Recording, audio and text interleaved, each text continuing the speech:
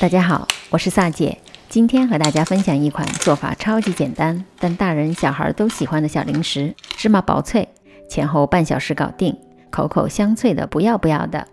先将烤箱预热至180度，开始准备材料。我用的是超市买的这种纯蛋清，用量大约是3枚大号鸡蛋的蛋白，倒入细砂糖，用手动搅拌器 Z 字形搅拌，直到砂糖全部融化。不要快速的转圈搅拌，以免蛋白被打发起来。分几次加入植物油，除了橄榄油之外，用其他类型的油都可以，比如色拉油、菜籽油、花生油、玉米油。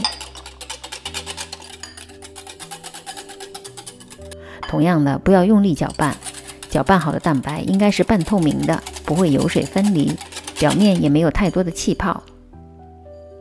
把低筋面粉和玉米淀粉混合之后过筛，分次倒入蛋白里，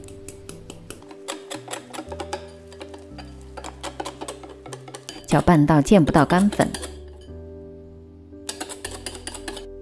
最后倒入白芝麻。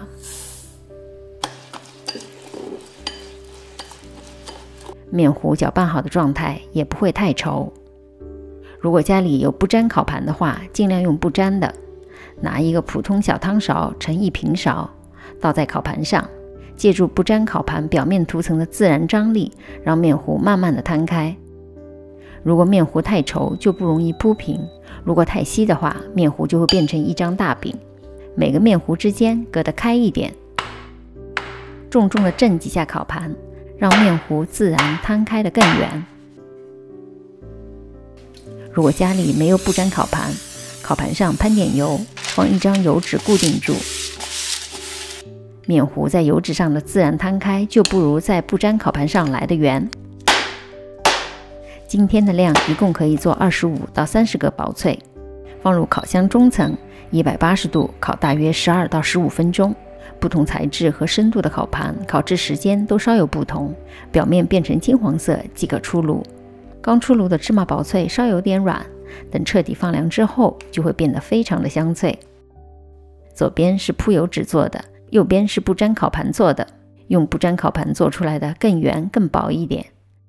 吃不完的密封保存，大家不妨在家试一试。欢迎上我的 Facebook 发作业，我是萨姐。如果您喜欢我的视频，请点赞和订阅。其他视频请进入萨姐的南腔北调观看。我们下集再见。